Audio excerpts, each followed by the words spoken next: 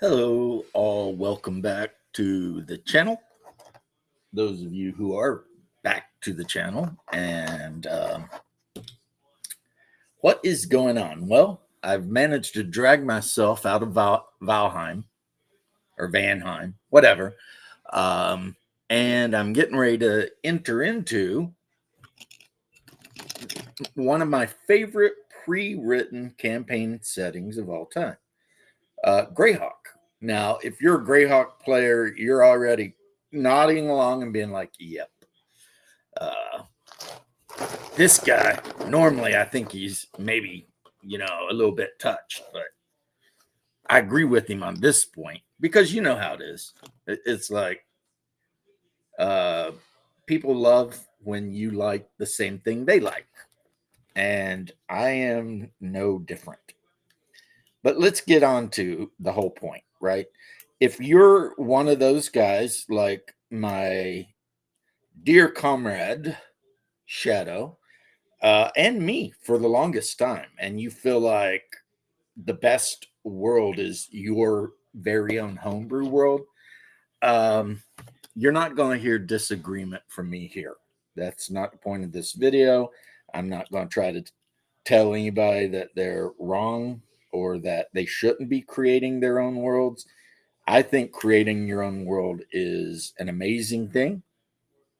And if you've got the time and the energy and whatever to do it, yeah, I mean, sure. But if you're going to create a world and it's not going to be based on history, like my homebrew world, which is more historical, um, Greyhawk can lend itself as an amazing jump off point for you. And the reason is because anything and everything that you might be interested in with a fantasy role playing world is represented in Greyhawk. 100%. It's like if you like a particular culture, say Germanic or Asian or Arabic or whatever, all those places exist within Greyhawk. I mean, if you want to play a game like Prince of Persia type thing, well, I mean, there are the kingdoms in the northwest that easily fit into there. Um, if you want to play a Mongolian game, you've got the various barbarian tribes like the wolf nomads and tiger barbarians and whatever.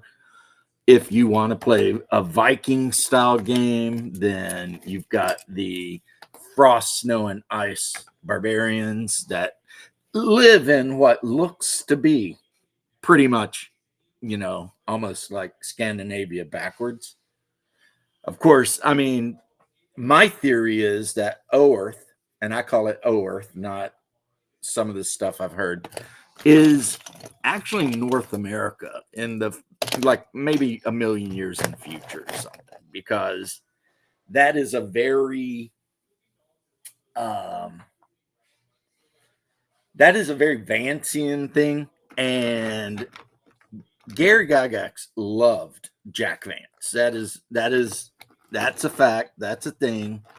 He was a huge fan of Vance and his Dying Earth novels and all of that. So, um, yeah, it's not really super surprising that he might, um, have based a lot of his own stuff on Vance or Lieber. Example, if you want to play a game like Fafford and the Grey Mouser, where you're in a gigantic city just running around robbing and trying to stay ahead of the law, the city of Greyhawk is the perfect setting for that. So I really, and again, if you want to make your own homebrew game, I think that's awesome because you can really reach out, with your creativity and your imagination And if you know your players really well, you can create amazing custom made settings for your players. And there is absolutely nothing wrong with that. That's kind of how it should be in a way, right? But with GreyHawk, you can kind of do all that stuff while playing in the setting that Gary Gygax and to an extent Lakofka and Arneson wrote.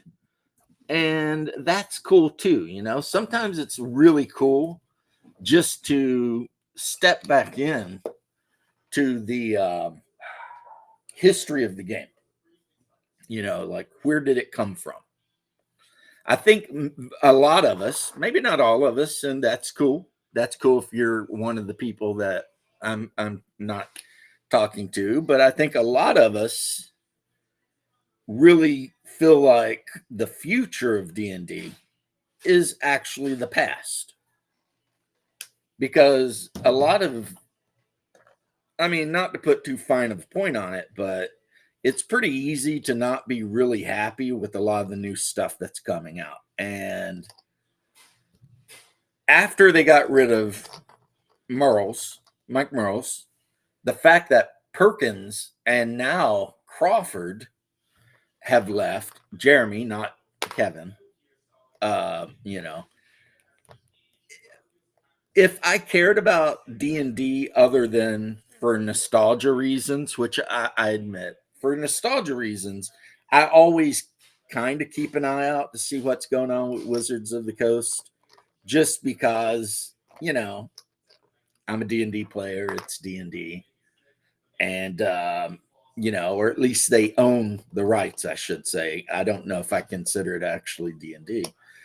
I don't know what the future of Wizards of the Coast's D&D could possibly be because, you know, one, I'm not a fortune teller, and two, I guess I'm not very imaginative because, I mean, it seems like all of the talent they had, especially the old school talent, and by old school, I just mean people who, you know, had been around a long time.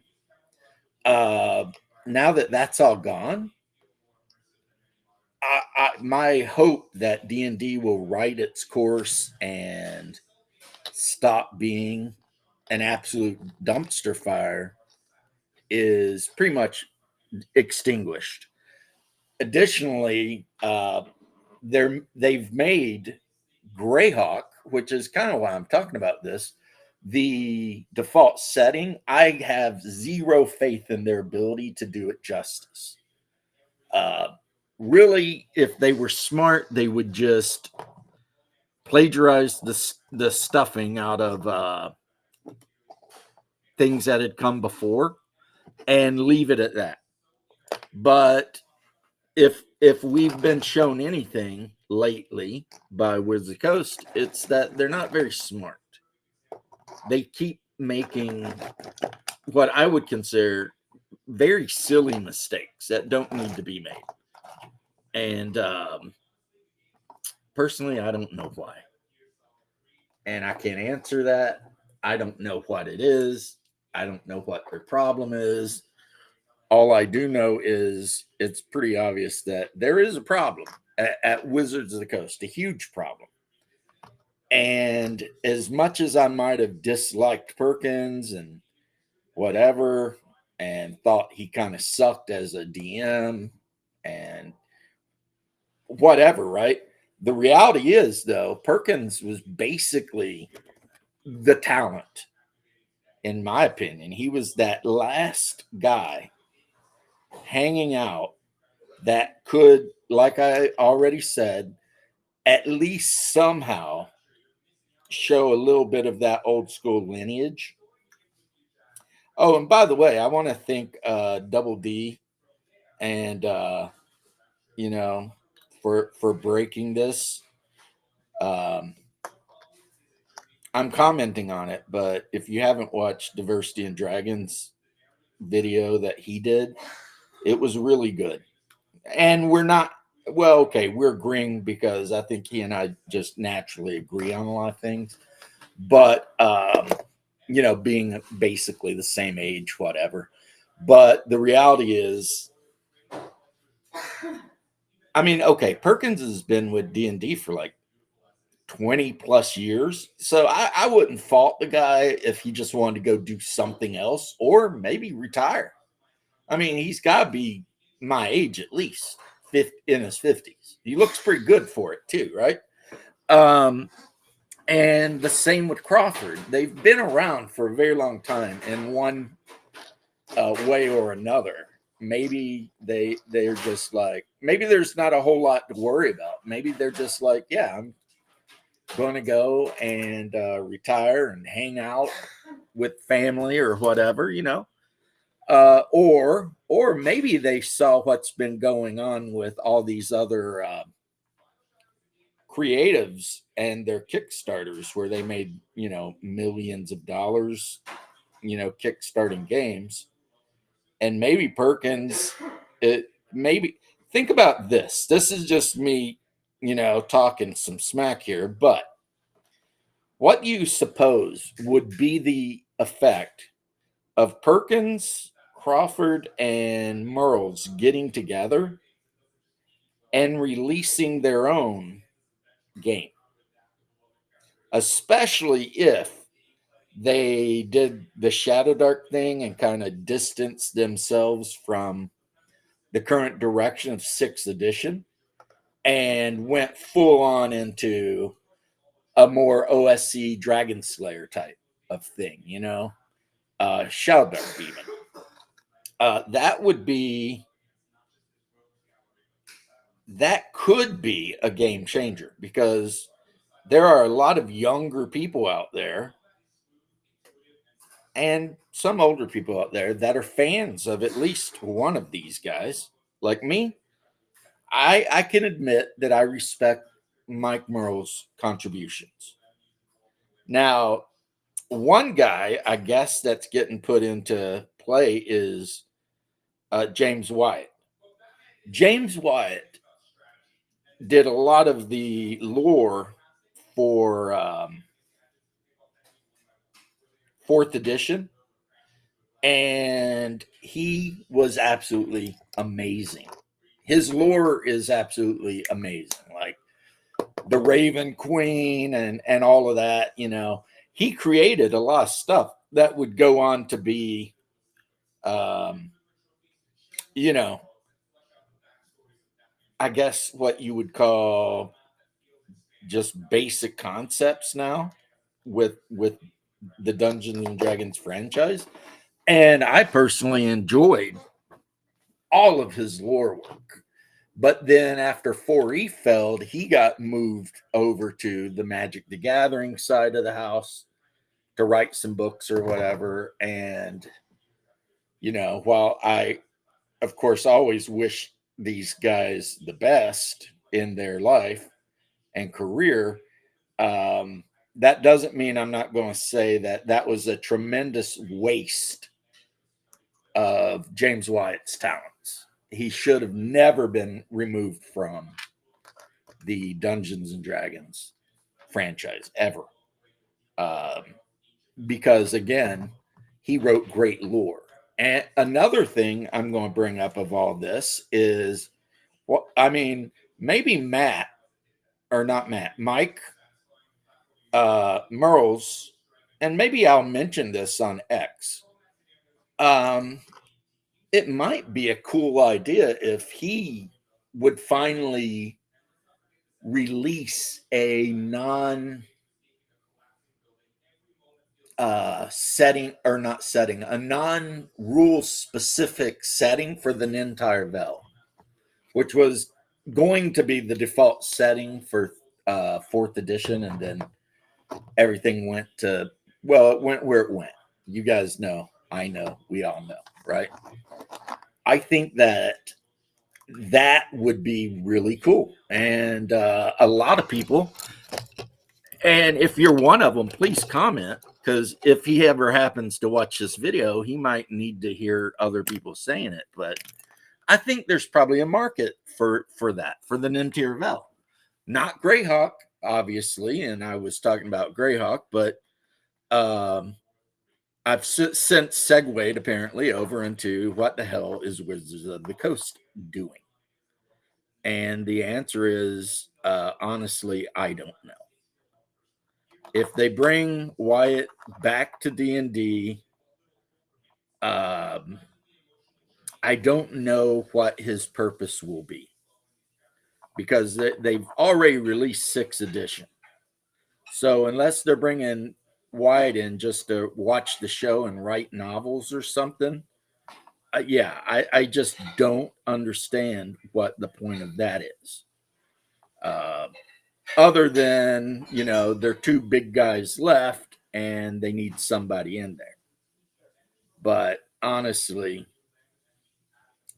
at this point, and I don't know if they signed non-competition clauses or whatever, but at this point, if these guys were forced out or just got sick and tired of working there, I would, like, if I were Perkins, I would be giving Crawford and Merles a phone call and be all like, hey, what do you think about, us getting together and making whatever, a setting, a game, whatever. I mean, if Matt Colville can have as dedicated a group of rabid fans, despite his complete lack of talent, designing stuff, obviously these guys, especially if they all got together, could do the same, right? But again, I just thought of it, if they had signed a non-competition clause in their contracts, then they may not be able to for like 10 or 20 years or whatever, right? But yeah, if I were one of those guys, assuming they're all on pretty good terms still, that would be my play. It would be, hey, let's get together, let's create the entire Vel, or if they can't create that because of copyright, something like it, and then let's, put our own books out on Kickstarter. And it's possible they have the social cachet because of where they've worked for the last umpteen years to cash that in to a not only make some substantial money, but at the same time to put out actually good products. Because I mean, people are really quick to hate on those guys. I'm one of them. Well, not Merle's really, but the rest of them. But the reality is, for all we know, they might have wanted to put out like some amazing product, and people above them told them no. You know what I mean? And so they've had to deal with that kind of micromanaging or whatever. And, I'm just speculating here. Now, to get back to what I was talking about before I start speculating on other things, why choose GreyHawk over other written settings? It's pretty easy. Unless you are playing Adventure Conquer King, in which I suggest you play the setting that was written for Adventure Conquer King. It's amazing. GreyHawk has every single thing you would ever need or want in a setting. Every culture, every level of magic, it doesn't matter, whatever. It can be found in GreyHawk. And the best thing too, I need to stop saying sound like I'm having a stroke over here, but another great thing about the whole deal is that see, I said I need to stop and immediately did it. Another great thing about GreyHawk is that it's, in a way, if you're using the older stuff, it is so wide open that you really can just make it whatever you want it to be. You can make it your own thing. And that's that's good. So you've got pretty much a book. Say you're using the Gazetteer. That's why I use the original Gazetteer. You've got a book that gives you a paragraph or two on every kingdom and the different heraldry and stuff like that, basic demographics in each kingdom, human versus non-human, etc., and then lets you do whatever you want to do. There's so even though it's a pre-made world, there's a lot of freedom to do whatever you want. Whereas other settings, yeah, sure, with Faerun, you can do whatever you want, but the issue with Faerun is that they've written so many novels in the setting that you will run into players that have read all the novels, and they will try to correct you if you try to actually throw your own interpretation of something in there. That and the drastically, speedily changing nature of politics at Wizards of the Coast, has made Faerun just crazy, because it's like in original Faerun, no one, and I mean no one, questioned whether Drow elves or Drow were evil. But with the modern day setting of, or the modern day sensibilities of 6th edition, just even saying that would get you called names by some of the newer players. Like, how dare you say the Drow are evil? And it's like, because they always have been, right? But no, see, that's no longer acceptable. And to me, that's an issue, but for another time. So if you just use the basic Gazetteer or the gold box, which you can still find, not super cheap, but you can still find, or you can get the PDFs if you don't have the published material already, and you can get reprints and stuff, and Bob's your Scudder.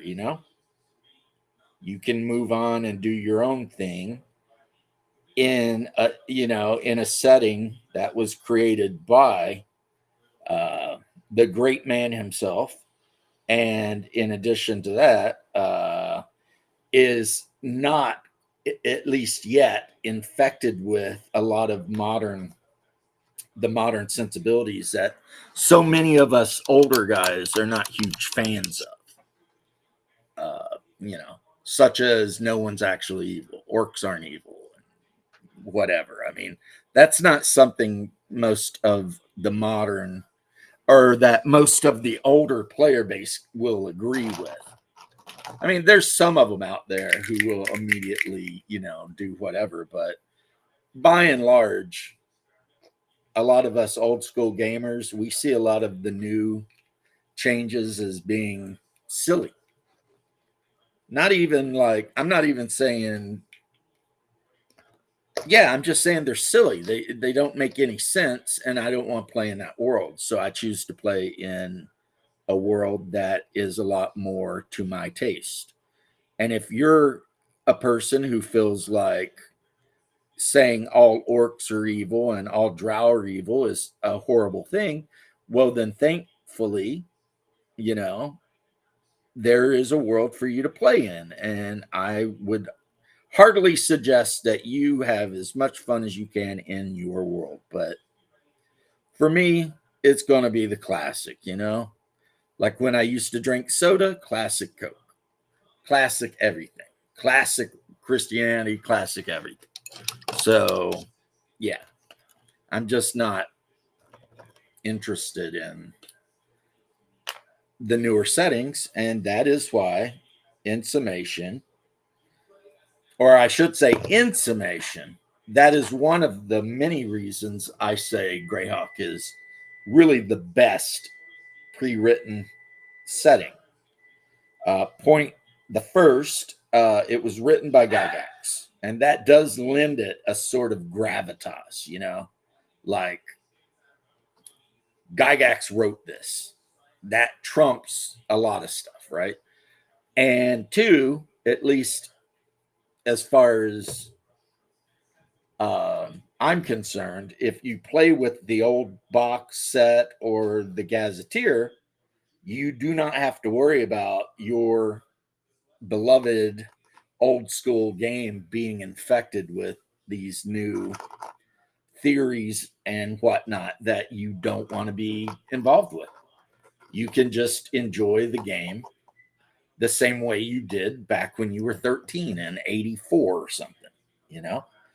That's a huge thing.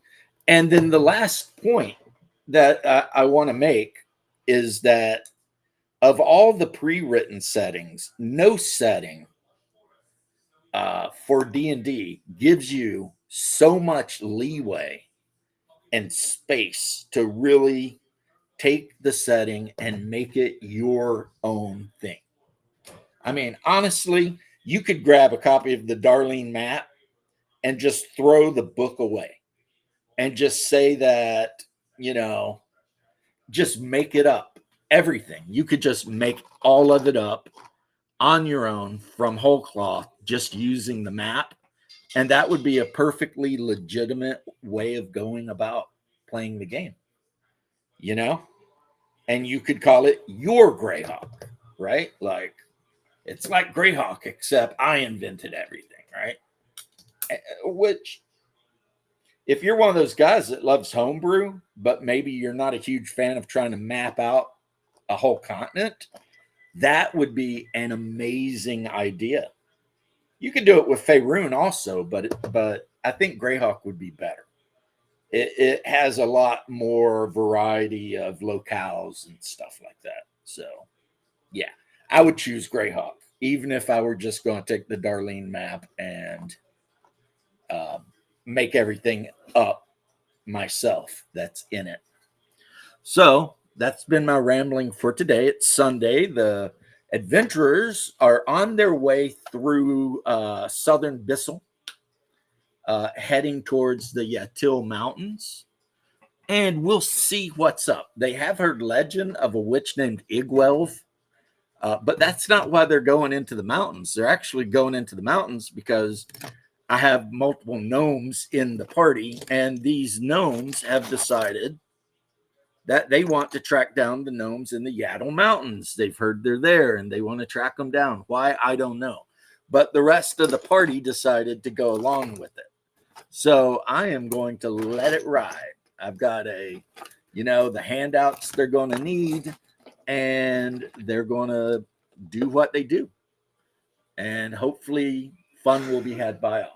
My wife has decided to make a couple of half sheets of school pizza because she saw a recipe on like eating history or something to make like 1980 style school pizza.